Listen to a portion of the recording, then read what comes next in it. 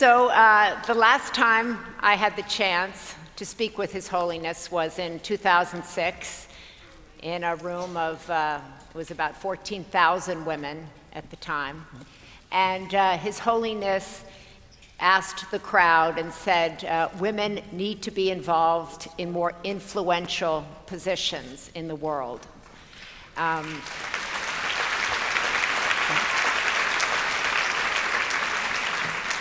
You said the world will be better off because women have more warm-heartedness, they are more nurturing, they are more compassionate.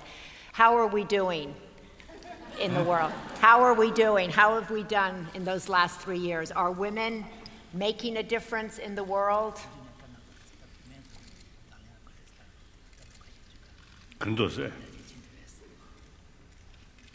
I don't know. Yes, you do. Yes, you do. He always says, I don't know, and then I push him and he goes, okay, well, I know a little bit. I'm like, the man has written so many books and he like reads all day, meditates, and he's like the smartest person. You do too now.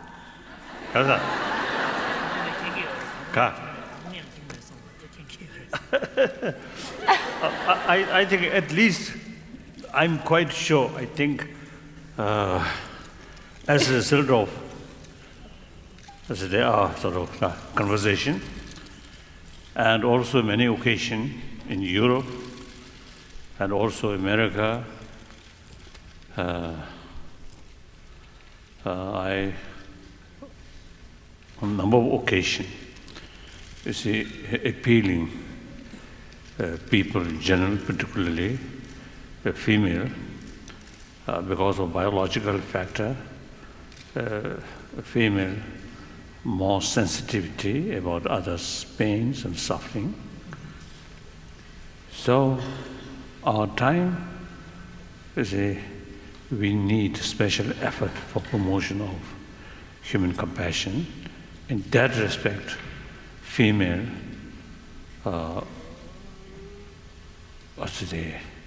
should make more important role. So perhaps sort of appealing, having these things, maybe more number of female may get more self-confidence and more willingness to do. That I'm quite sure. But the real significance of because of that change, I don't know. So you should investigate.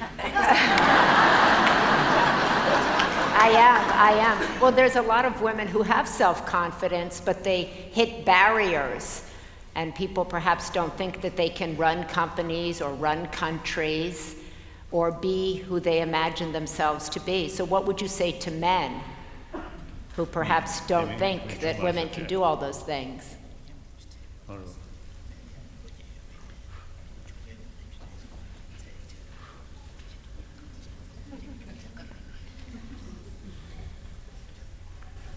I think at least in India, one time Prime Minister, one lady Prime Minister, not necessarily, I think, most of the making competition by mail, by through vote. So, Lady Indira Gandhi ji, of course, daughter of Pandit Nehru, that also makes some differences. But basically, herself shows ability and efficient. So ultimately, depend on yourself. More hard work and prove, you see, you can do more, then more voters will come. Then more voters will come if you prove you can do hard work. You think so? Yeah. I think that's the way. I think one of the greatness of democracy is, I think, the individual people, they show them ability, and I think nowadays maybe people more conscious about sincerity, truthfulness, honesty. Yes. I think sometimes you see people more attention about just ability. Nowadays, I think moral principle is also, I think, becoming more and more important factor. Your Holiness, so many people feel that the qualities that are needed to succeed in business and politics are the opposite of compassion.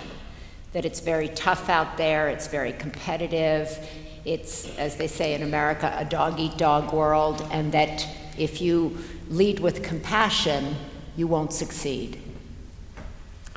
That, I think, the misunderstanding about compassion, the meaning of compassion. I often used to make clear the compassionate practitioner, compassionate person, not necessarily be weak. Not weak.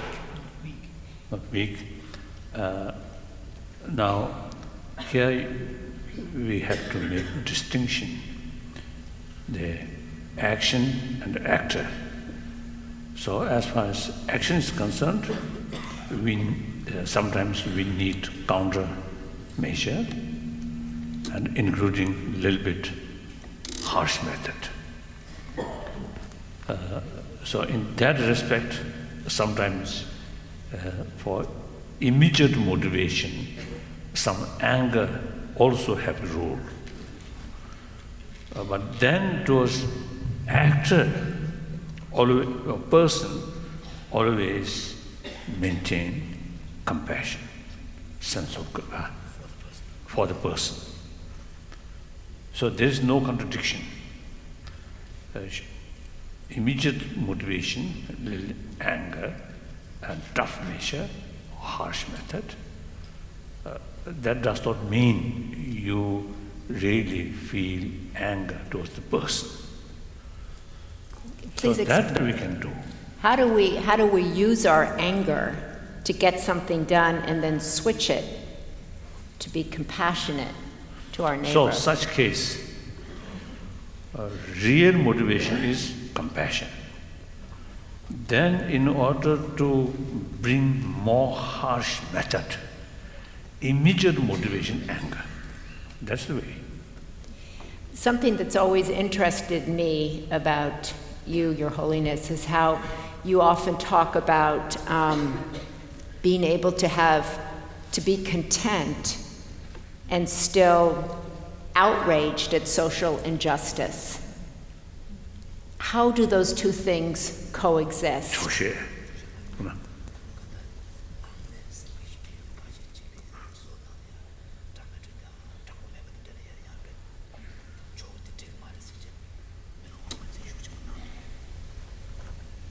So this is just like this, as I mentioned earlier. Because of your serious concern about the well-being of the community or people, so these wrongdoings are very harmful. So because of your concern about the well-being of the humanity, so these wrongdoings, actually all these, I think carried by the people, or should they, mainly due to short-sighted, narrow-minded. They simply, you see, seeing an immediate sort of area. So this wrong method or wrongdoing actually harmful ultimately themselves. So, but without knowing that, just too much sort of emotion, just immediate sort of benefit.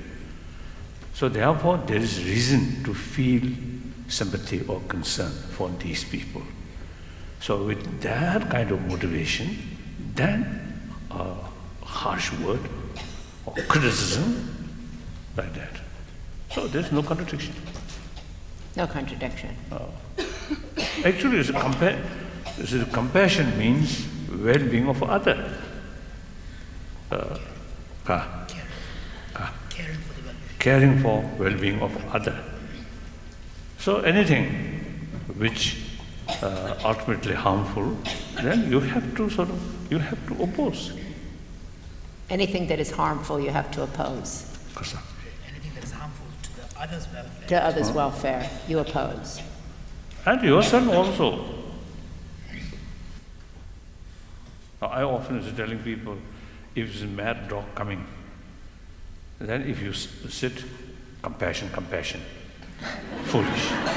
Foolish. Oh, foolish. Foolish, okay.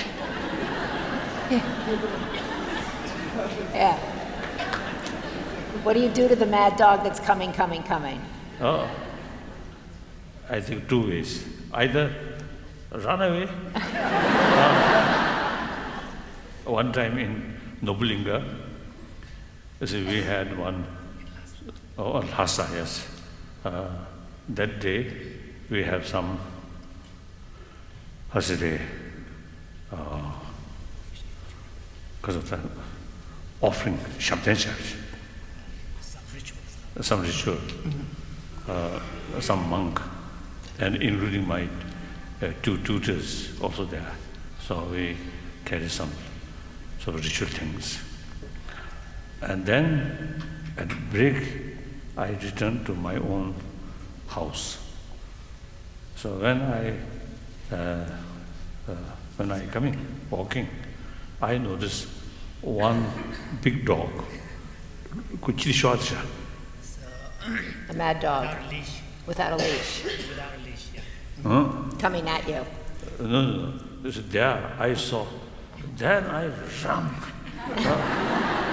So at the next sort of session, when I reached there, my two tutors laughing towards me, because they noticed I run so fast.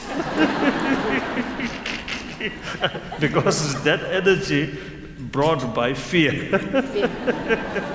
So according to scientists, when fear emotion come, Yeah. then the blood, Yeah. more blood goes to leg legs muscle and off. in order to run.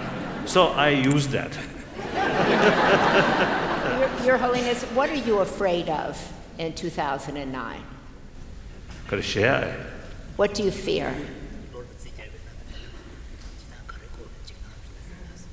Lodinal.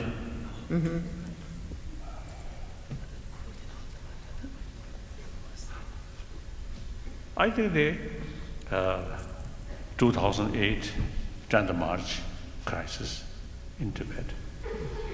So at that time, actually, afternoon 10th March, I received information from Lhasa, the Tibetan,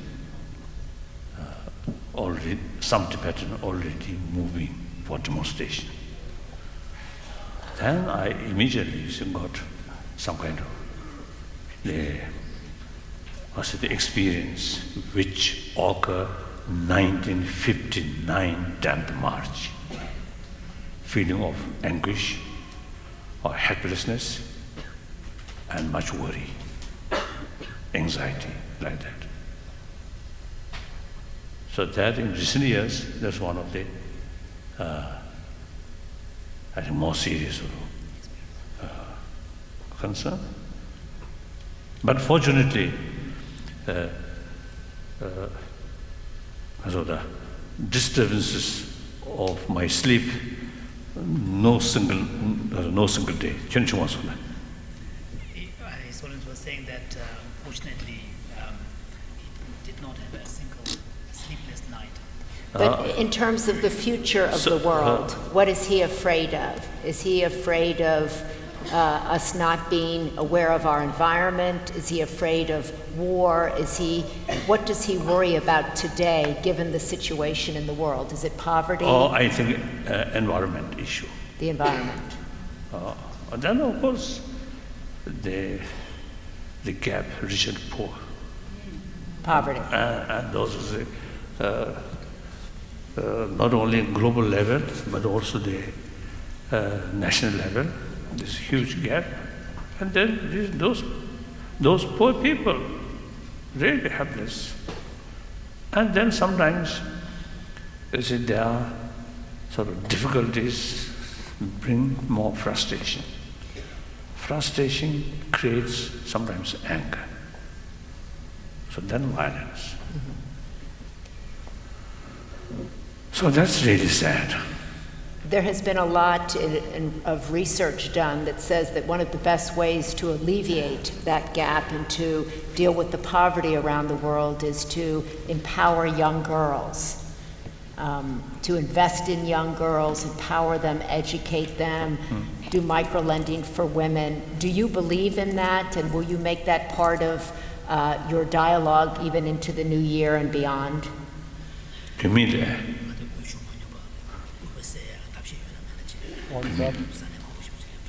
The emphasis on young girls. Yes, no doubt, yes.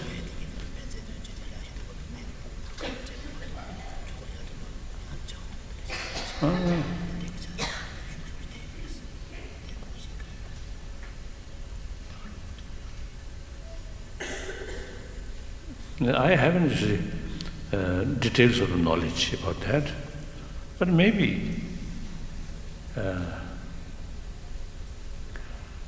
female and sort of because of that take special care about their youngsters. So maybe, I don't know. Maybe that's a good thing to talk Yes, about. there's no doubt. That's good. Yes, that's right. You like it? Oh yes. Yeah. You, you but- said when you were here, I guess the other day, you declared yourself a feminist. Oh yes. Yeah.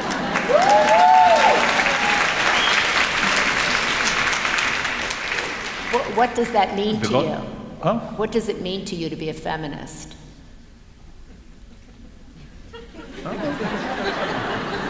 Not much differences.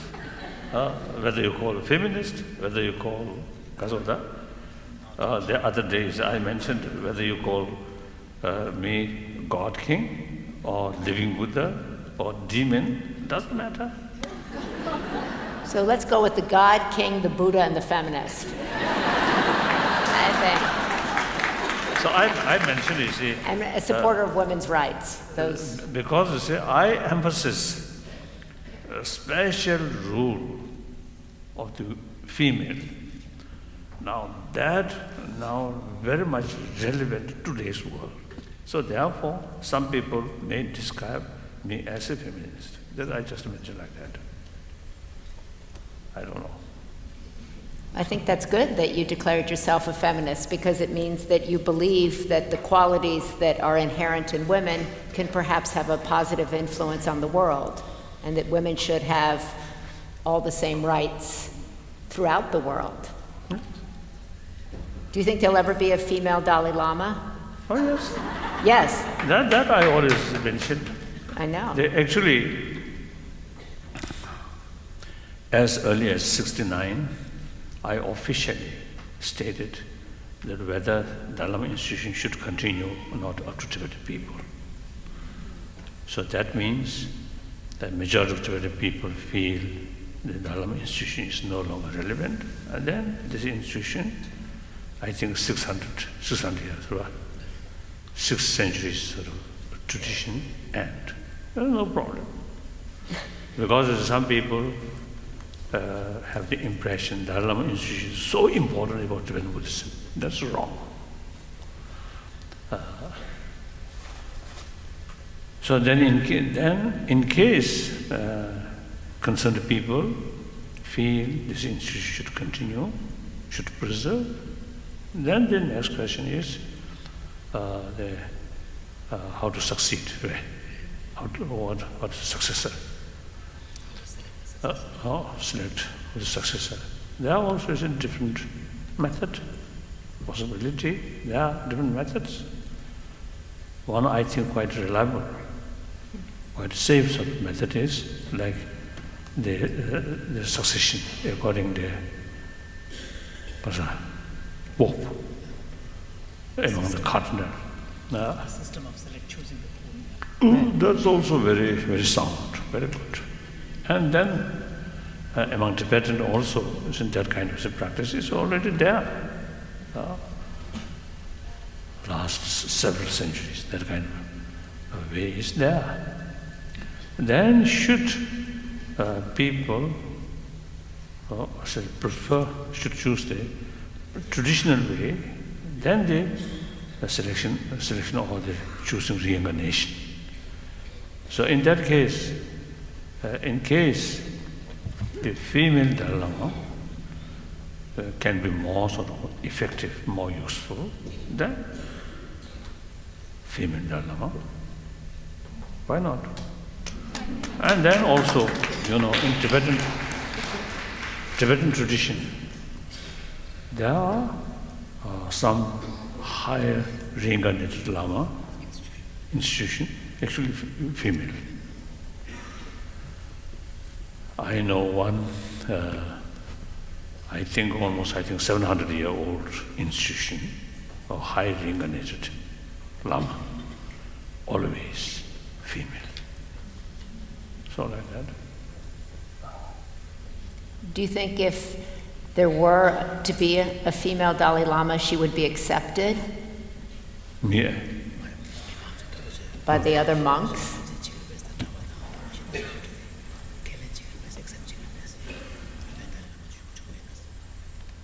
No, under certain circumstances, you see, the people, I think, as I mentioned earlier, you see, if the circumstances are such, the female Dalai Lama is more useful, then it will come. No problem. No problem. Some individual may resent. That's always happen. Your Holiness, I say to my children all the time, you have to practice compassion, forgiveness, you can be successful, and also be known for being compassionate. And they always say to me, give me an example of one famous person who's compassionate other than the Dalai Lama.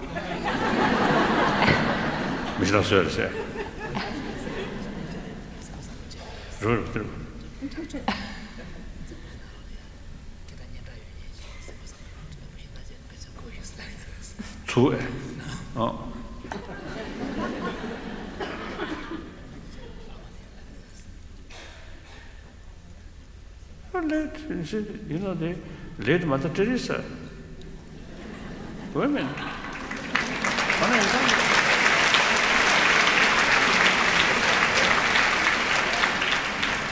Mother Teresa. Wonderful, wonderful lady. Yeah. Wonderful lady. So we have two, you and Mother Teresa. Yeah. I think because you see, people or media did not much pay attention.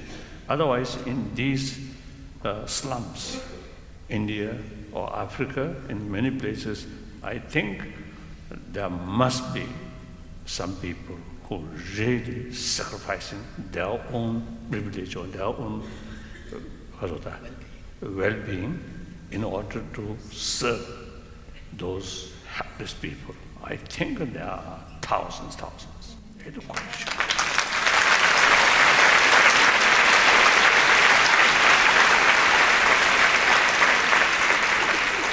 I agree with you, and I'm sure everybody here has met people that they think are out there changing the world through compassion and through love and through peace. How do we get the media to pay attention to those people and to that story? I'm not going to leave it as that. I think personally, so therefore I always telling media people they should pay more attention, or they should pay equally attention about the positive things, not only just the negative.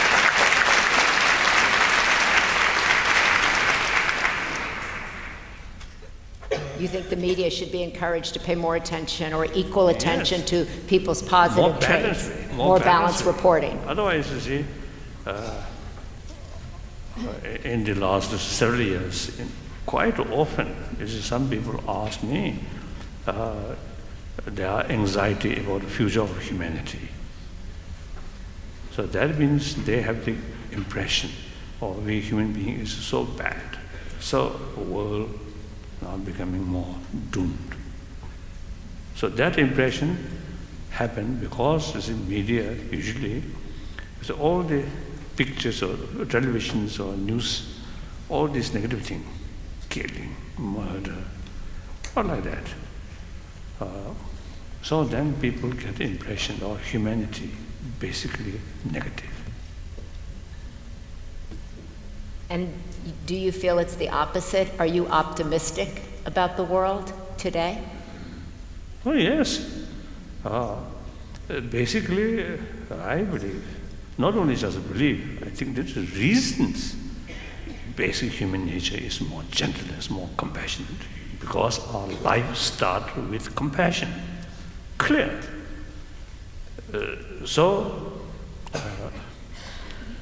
In our blood, there is some kind of the ability to appreciate compassion, affection. So, reason or the indication is person, mental state, more compassionate, more compassion, more warm-heartedness. The stress reduce, blood pressure reduce, sleep better. So that means Easier said than done. So that means this body go very well with this peaceful mind, compassionate mind. Anger, hatred, according to some scientists, even you see, eating our immune system. So therefore, these negative emotion, destructive emotion, also part of our mind. Biologically speaking, and up to certain extent, these are necessary. Attachment brings the positive factor which is useful for our survival. So attachment is bring these things. Anger expel the destructive, any element which danger for our survival. So that's biological factor. In order to carry action, bring together or expel, we need motivation. In motivation level, now two things, attachment and anger. However, our life begins not by anger, but by attachment, love, loving kindness. So that's more, I think 24 hours, that's necessary.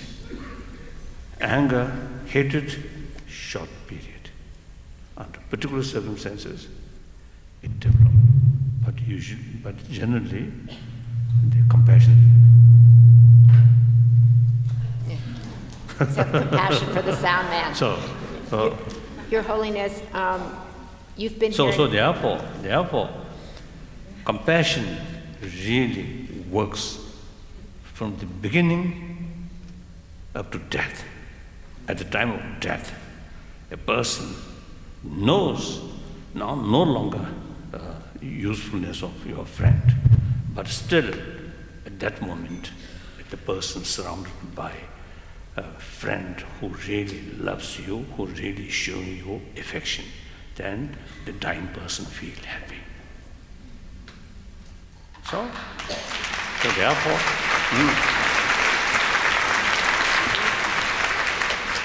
so basically, we human being, human nature, I believe, gentleness or compassionate. Then, I think the point is, our intelligence must be disposal of human affection. Then our life will become very good. But the mistake is, when we grown up, we neglect about these basic values and more attention about sophistication of the brain. That The brain, like any sort of knowledge can be destructive or constructive. Knowledge itself, something neutral.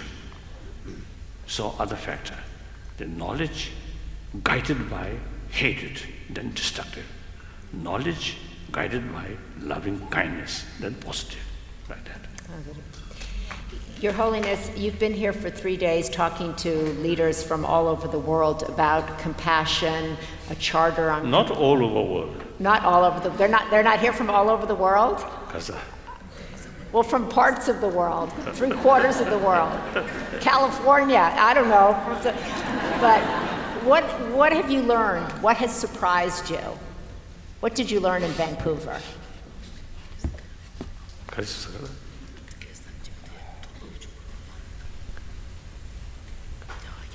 Oh, yesterday I learned, yesterday in our meeting, I learned, or I very much impressed one Bangladesh gentleman.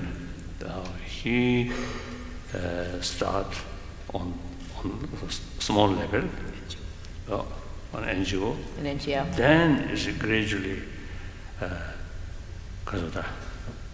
national level.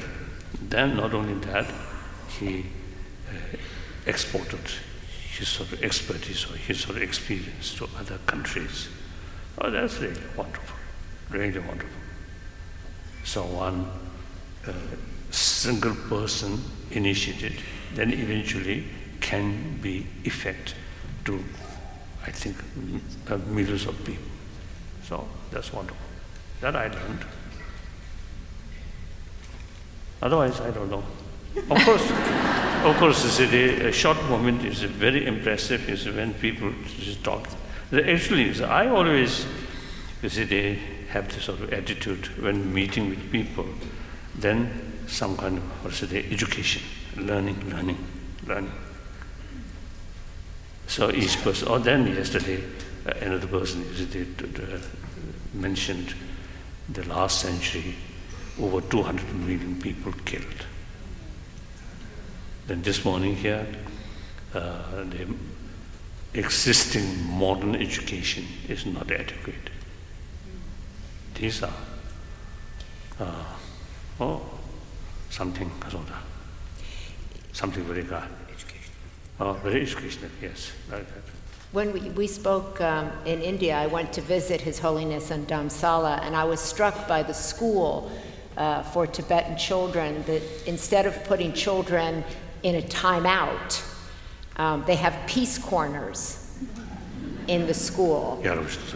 And the teacher, I saw a child misbehaving, and she said, "You're going to the peace corner." I said, "What's the peace corner?" And she said, "That's where we send children to reflect on their behavior, but we try to get them to reflect in a peaceful way." I see. Yeah. That's your philosophy. Well, that's what they told me anyway, but I thought that you talk a lot all over the world, how important it is to encourage children Again, in not school. all over the world. Not all over the world. I was just playing with you. But to encourage children's emotional well-being in school, that in fact makes them feel calmer, happier, more empowered. You're a big believer in that. Yes. Whenever I meet some young people, I always give them hope and self-confidence and importance of these people. That's important. I read a very interesting statistic the other day, Your Holiness, that last year in the United States there were 4,000 books published on happiness. 4,000 books.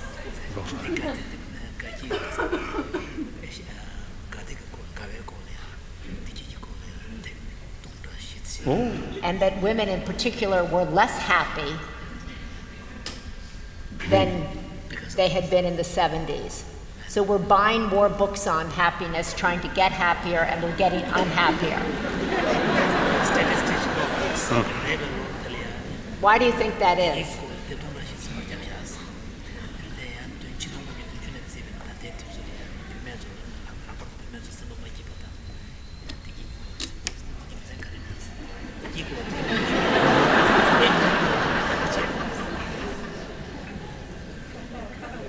We need research.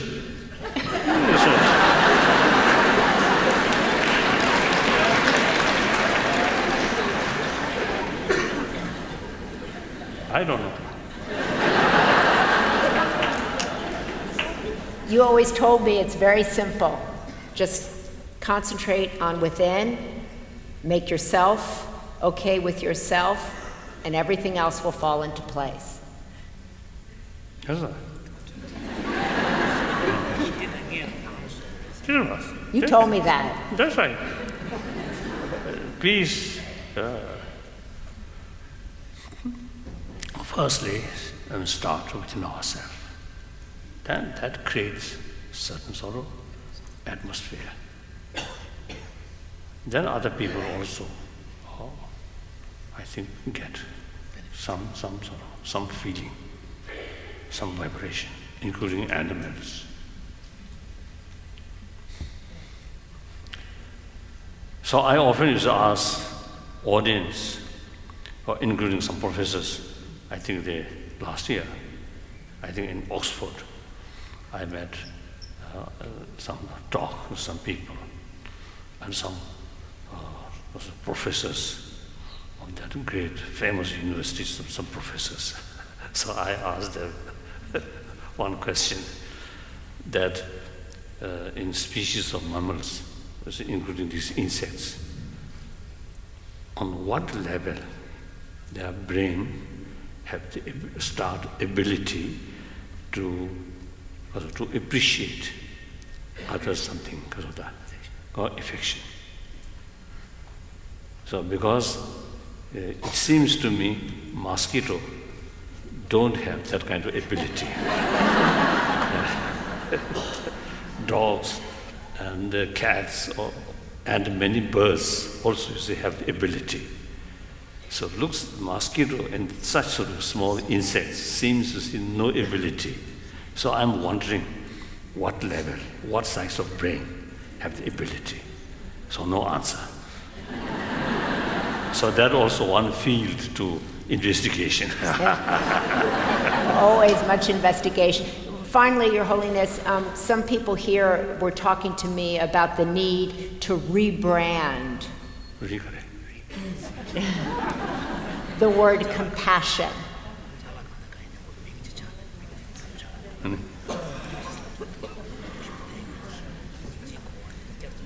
Do you think we need to explain to people in a different way what compassion is so that they can put it into effect in their lives today?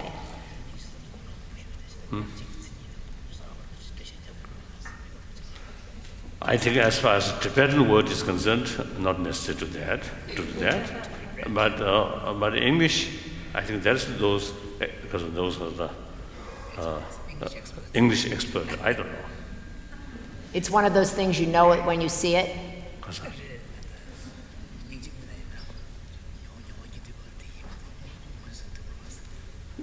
저도 그러면 식디 신은 미안도 compassion's represent those pityness really to one.